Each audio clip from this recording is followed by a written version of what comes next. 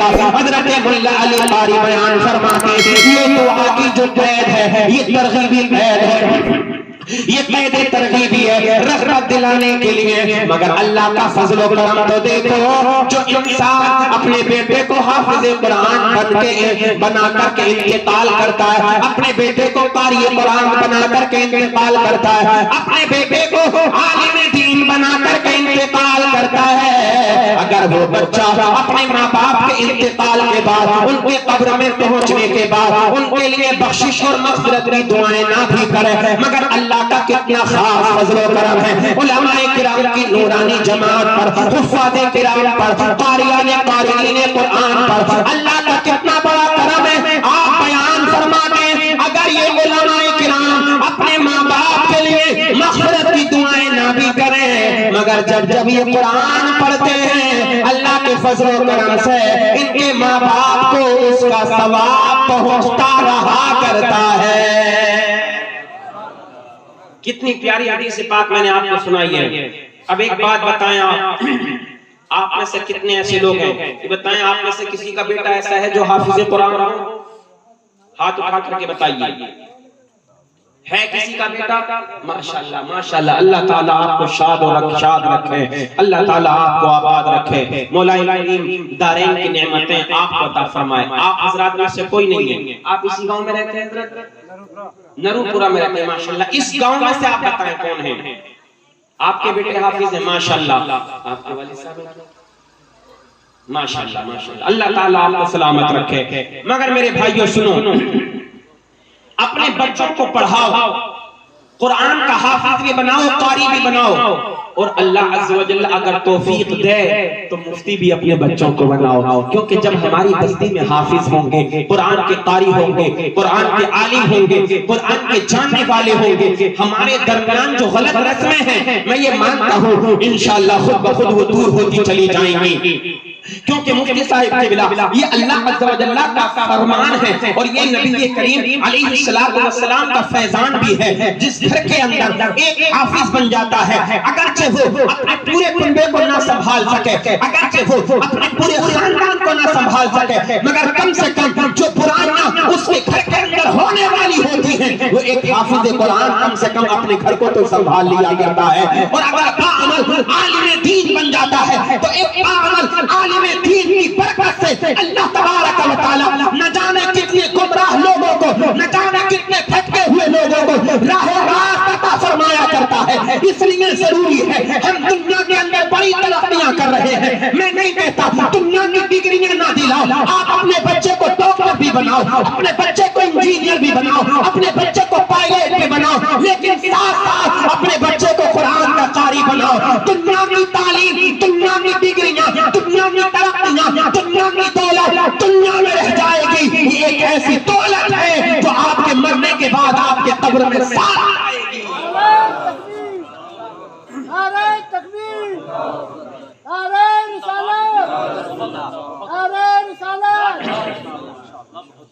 دیکھو میں نہیں کہتا دولت بھی ضروری ہے, آج کے دور میں مال کا ہونا بھی ضروری ہے, شہرت کا ہونا بھی ضروری ہے, اور میں تو کہتا ہوں دنیا کی بڑی سے بڑی ڈگریاں آپ حاصل کرو. اعلیٰ حضرت فاضل بریلوی کو ہم اور آپ میں سے کون نہیں جانتا, سب جانتے ہیں کتنی ڈگریاں سرکار اعلیٰ حضرت کے پاس تھی. ایسی ڈگریاں انجینئر آئے تو فیل ہو جائے, سائنٹسٹ آئے تو اس کی سائنس کام کرنا بند کر جائے. کہنے لگے امام احمد رضا یہ تو بتاؤ آپ تو رہتے بریلی میں ہو, یہ سائنس کی ڈگری کہاں سے آئی ہے؟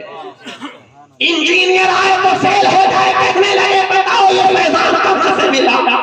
تب بریلی کا امام احمد رضا پکارتا ہے او لوگو یہ فیضان, یہ ڈگریاں, یہ ترقیاں, یہ علم, یہ ہنر, یہ تمام چیزیں جو مجھے ملی ہیں یہ دنیا کی تعلیم سے نہیں بلکہ رب کا کلام پڑھ پڑھ کر کے ملی ہے. میں نے اللہ کے کلام کو پڑھا ہے, اور قرآن جب پڑھا جائے تو پھر عشق اور محبت پر عینک لگا کر کے پڑھا جائے. جب ہم قرآن کو محبت کی نظروں سے پڑھیں گے, عشق مصطفیٰ دل کے اندر بسا کر کے پڑھیں گے, وہی عشق مصطفیٰ جو بریلی کے امام احمد رضا خان کے دل کے اندر تھا, وہ عشق مصطفیٰ جو بریلی کے اعلیٰ حضرت کے دل کے اندر تھا. قسم خدا کی قرآن کا جو لفظ پڑھتے جائیں گے, قرآن کی جو آیت پڑھتے جائیں گے، قرآن کا جو حرف پڑھتے جائیں گے، الحمد سے لے کر والناس تک قرآن کا ہر لفظ آمنہ کے لال کی شان کے ترانے گنگناتا نظر آئے گا۔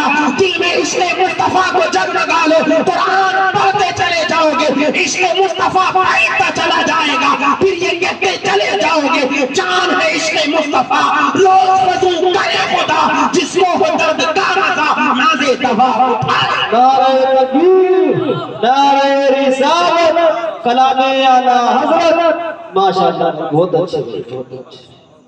بات سمجھ میں آ رہی ہے آپ لوگوں کے؟ ہاں اگر ہنسانے والی تقریریں کرو نا حضرت تو لوگ بڑا پیسہ لٹانے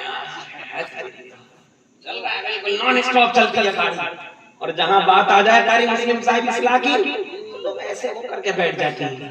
مگر میرے بھائیوں کوئی غم نہیں ہے، آج ہم اور آپ اپنے گھروں سے نکل کر مسجد نہیں جا سکتے؟ صحیح طریقہ سے سمجھا جاؤ، بالکل سمجھ لو، بہت بالکل کان کھول کر کے دل کے دریچوں کو کھول کر کے میری ایک ایک بات کو سمجھو۔ سنو میرے بھائیوں، چچا سنو، آج ہم اور آپ اپنے گھروں سے نکل کر کے مسجد میں نہیں جا سکتے اور باتیں کرتے جنت میں جائیں گے، جنت میں یہی بات کرتے ہیں نا؟ دعویٰ ہے یہ ہمارا دعویٰ، ہم رسول اللہ کے جنت رسول اللہ کی، ایسا لگتا ہے کہ اس نے جیسے جنت خرید لی، ایسا لگتا ہے بالکل، مگر ہاں یہ بات غلط نہیں ہے، ہم رسول اللہ کے جنت رسول اللہ کی، بالکل سچ ہے، مگر سچ کب ہوگی؟ جب بریلی کے امام احمد رضا خان کے فرمان پر عمل کرو گے۔ اللہ اللہ، بڑھاپے کا زمانہ ہے، ضعیف آپ بہت زیادہ ہو چکے ہیں، بستر علالت پر آپ پڑے ہوئے، عزیزان محترم میرے سرکار امام احمد رضا خان اتنے زیادہ کمزور ہو گئے، اتنے زیادہ کمزور ہو گئے، اپنے بستر سے اٹھا نہیں جاتا، تنہا تنہا اپنے بستر سے اٹھ نہیں سکتے۔ اللہ اللہ، مگر جیسے ہی آپ کے کانوں میں اذان کی آواز آیا کرتی، حی علی الصلاۃ،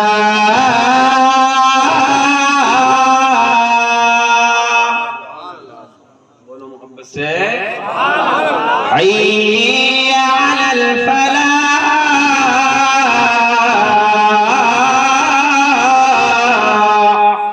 جیسے ہی کانوں میں آواز آتی اذان کی تو بریلی کے امام احمد رضا خان اپنے مریدین کو آواز لگاتے تھے، او لوگو آؤ آؤ، احمد رضا کو سہارا دے کر کے اٹھاؤ، مریدین دوڑتے تھے، حضور فرمائیے کیا بات ہے، کس چیز کی حاجت ہے؟ بریلی کے امام احمد رضا خان پکارتے تھے، او لوگو تم نے سنا نہیں ہے، اللہ کا فرمان جاری ہو چکا ہے، مسجد میں جا کر کے نماز با جماعت ادا کرنی ہے، لوگ آ کر کے حضور آپ چاہیں تو جماعت موقوف کر سکتے ہیں، اپنے بستر پر بھی آپ نماز پڑھ سکتے ہیں، اپنے کمرے میں آپ نماز پڑھ سکتے ہیں۔ بریلی کے امام احمد رضا خان فرمایا کرتے تھے، او لوگو تم مجھے اس بات سے روکتے ہو کہ میں مسجد میں جا کر با جماعت نماز ادا نہ کروں، تو کیا تم کو قبر کا وہ منظر یاد نہیں جو قبر خطرناک گھر ہے، قبر ہولناکیوں کا گھر ہے، قبر تنہائیوں کا گھر ہے، قبر کے اندر مجھ کو جانا ہے، میں اپنی قبر کو دیکھ رہا ہوں، اپنی قبر کو یاد کر رہا ہوں، قبر کے اندر تاریکیاں ہیں، قبر کے اندر کیڑے مکوڑے ہیں، قبر کے اندر بچھو ہیں، قبر کے اندر سانپ ہیں۔ وہ لوگوں ہم جب کہتے ہیں وہ لوگوں قبر سے ڈرو، قبر سے ڈرو، تو انسان کہہ دیتا ہے جو ہوگا دیکھا جائے گا، تو کیا دیکھے گا؟ کیا تجھے پتا نہیں ہے اگر بے ایمان ہو کر کے مر گیا،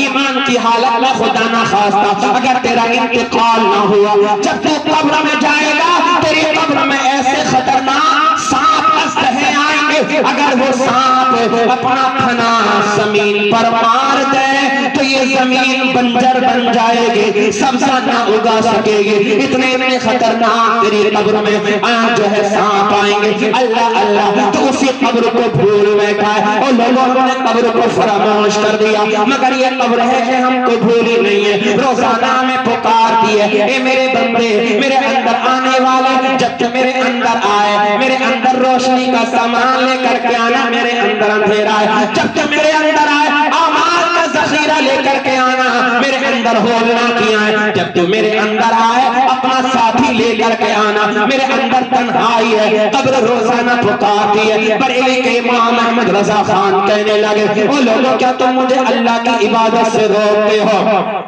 آپ بیان فرمایا کرتے تھے میرے سامنے تو میری قبر کا وہ منظر یاد ہے، جب میں قبر میں جاؤں گا آمنہ کے لال کی آمد ہوگی تو کیا میں اپنے آقا سے یہ عریضہ پیش کروں گا یا رسول اللہ میں مسجد میں سے اذان کی آوازیں سنتا تھا مگر باجماعت نماز ادا نہ کر سکا تھا، نہیں میں ایسا ہرگز نہیں کر سکتا، بلکہ اعلیٰ حضرت کو آپ کے مریدین سہارا دیتے اٹھاتے اور مسجد میں مسجد میں لے جایا کرتے تھے۔ اعلیٰ حضرت مسجد میں آ کر کے باجماعت نماز ادا کیا کرتے تھے اور جب نماز پڑھ لیا کرتے تھے تمام لوگوں کو یہ پیغام دیا کرتے تھے اندھیرا گھر اکیلی جان دم گھٹتا دل اکتا تا، اندھیرا گھر اکیلی جان دم گھٹتا دل اکتا تا، خدا کو یاد کر پیارے وہ ساعت آنے والی ہے۔ سبحان اللہ سبحان اللہ، نعرہ تکبیر، نعرہ تکبیر، نعرہ رسالت، مسلک اعلیٰ حضرت علماء اہل سنت، نعرہ تکبیر، سبحان اللہ۔ آپ فرمایا کرتے تھے قبر کو یاد کرو، قبر کو بالکل بھول گئے ہم اپنی قبروں کو۔ اگر ناچنے گانے کی محفلیں آ جائیں نوجوانوں کو تو چھوڑو، ہمارے بڑے بوڑھے بھی آگے نظر آیا کرتے ہیں۔ اے میرے بھائی ایک بات تو بتاؤ، کیا یہ کوئی گارنٹی کے ساتھ کہہ سکتا ہے کہ میں 10 20 30 40 سال زندہ رہوں گا؟ بتاؤ کوئی دعویٰ کر سکتا ہے؟ آپ میں سے ہے کوئی ایسا؟ نہیں، کوئی دعویٰ نہیں کر سکتا، کیونکہ موت ایک ایسی چیز ہے جس کے بارے میں کسی بھی انسان کو پتہ نہیں ہے کہ انسان کی موت کب آ جائے، انسان کی سانسیں کب رک جائیں، اس کے جسم سے روح کب نکال لی جائے۔ ملک الموت حضرت عزرائیل علیہ السلام موت کا پیغام لے کر کے کب آ جائیں، انسان کچھ نہیں جانتا۔ میرے بھائیوں جب ہمیں پتہ نہیں ہے تو پھر ہم گناہوں کی طرف کیوں چلے جاتے ہیں؟ ہمیں خدا کا خوف کیوں نہیں آتا؟ ہم یہ کیوں نہیں سوچتے ہم جو اپنے منہ سے شراب کے جام لگا رہے ہیں کہیں ایسا نہ ہو یہ شراب پیتے پیتے میرا دم نکل جائے؟ ہم جو زنا کے اڈوں کو آباد کر رہے ہیں کہیں ایسا نہ ہو زنا کرتے کرتے خدا نخواستہ میرا انتقال ہو جائے؟ اگر اس حالت میں انتقال ہو گیا تو پھر ہم اپنے نبی کو کیا منہ دکھائیں گے؟ میدان محشر میں کون سا عمل ہم لے کر کے اپنے رب کی بارگاہ میں جائیں گے؟ میرے بھائیوں کبھی گناہ کرنے سے پہلے یہ تو سوچا کرو کہ اگر گناہ کرتے کرتے انتقال ہو گیا تو پھر ہمارا حال کیا ہوگا؟ ہمارے عمل ایک تو دنیا میں ویسے ہی اچھے نہیں ہیں اور ہم گناہوں پر گناہ کیے جا رہے ہیں۔ ہم آمنہ کے لال کو کیا منہ دکھائیں گے؟ اپنے نبی کا یہ فرمان اپنی نظروں کے سامنے رکھا کرو۔ میرے آقا ارشاد فرماتے ہیں دنیا میں جو انسان جس حالت میں انتقال کرے گا میدان محشر میں اسی حالت میں اٹھایا جائے گا۔ اور نوجوان میرے بزرگوں، میرے بھائیوں، میرے بچوں، آپ ذرا دل کے کانوں سے تو سنو، کبھی اپنے آقا کے فرمان پر عمل کرو۔ نبی نے جو فرما دیا جس حالت میں انتقال ہو گیا اسی حالت میں تم کو میدان محشر میں اٹھایا جائے گا۔ اب وہ بندہ کتنا بدبخت ہوگا، کتنا کم نصیب ہوگا۔ اللہ نہ کرے اگر کسی کا انتقال شراب پیتے ہوئے ہو جائے اور شراب کے نشے میں وہ مر جائے اور قبر میں اس کو پہنچایا جائے تو پھر بتاؤ وہ میدان محشر میں کیسا اٹھایا جائے گا؟ لوگ اس سے گھن کر رہے ہوں گے۔ آج تم اپنے گناہوں پر فخر کیا کرتے ہو، تم ہنستے ہو کہ میں بیئر پی رہا ہوں، شرابیں پی رہا ہوں اور لوگ مجھ پر ہنس رہے ہیں۔ آج تم اپنی زندگیوں پر جہانیوں پر اترا رہے ہو، کبھی اللہ کے فرمان پر عمل کر کے تو دیکھو اور اپنے دل میں اتارو نبی کا وہ فرمان کہ اگر زنا کرتے ہوئے خدا نخواستہ انتقال ہو گیا تو پھر کس حال میں ہم میدان محشر میں جائیں گے؟ اگر ایسا بندہ میدان محشر میں پہنچے گا تو پھر بتاؤ وہ اللہ کی بارگاہ میں کیسے کھڑا ہو سکے گا؟ وہ میدان محشر میں جو لوگ جمع ہوں گے وہ اپنا منہ کیسے دکھائے گا؟ میں تو کہا کرتا ہوں اللہ کا وہ بندہ کتنا خوش نصیب ہوگا کہ گیا تھا نماز پڑھنے کے لیے مسجد کے اندر سجدے میں گیا ہے، ادھر اس نے سجدہ کرنا کرنا شروع کیا ہے، اللہ کی پاکیزگی بیان کر رہا ہے، سبحان ربی الاعلی۔ ادھر موت کا فرشتہ اسرائیل آ گیا، روح کو نکال کر کے لے گیا۔ جب اللہ کی بارگاہ میں حاضری ہوگی دوبارہ سور پھونکا جائے گا، میدان محشر میں جب پہنچے گا تو وہ نشے کی حالت میں نہیں، گناہ کی حالت میں نہیں، اللہ کا کتنا مقرب بندہ ہوگا جو سجدے کی حالت میں رب کی بارگاہ میں انتقال کرے گا۔ جب اللہ کی بارگاہ میں سوال ہوگا، بندے بتا تو نے اپنی جوانی کو کہاں پر گزارا، تو بندہ یہ نہ کہے مولا گناہوں میں میری جوانی گزر گئی، بلکہ کہے میرے مولا میں نے اپنی جوانی کو تیری بارگاہ میں سجدوں میں گزارا۔ اللہ اکبر، اللہ اکبر۔ بندہ یہ نہ کہے میرے مولا میری جوانی ہوٹلوں کو آباد کرنے میں گزری ہے۔ تمہیں پتہ نہیں ہے نبی ارشاد فرماتے ہیں اغتنم خمسن قبل خمسن، شبابک قبل حرمک وصحتک قبل سقمک وفراغک قبل شغلک۔ میرے نبی فرماتے ہیں 5 چیزوں کو 5 چیزوں سے پہلے غنیمت جان لو۔ 5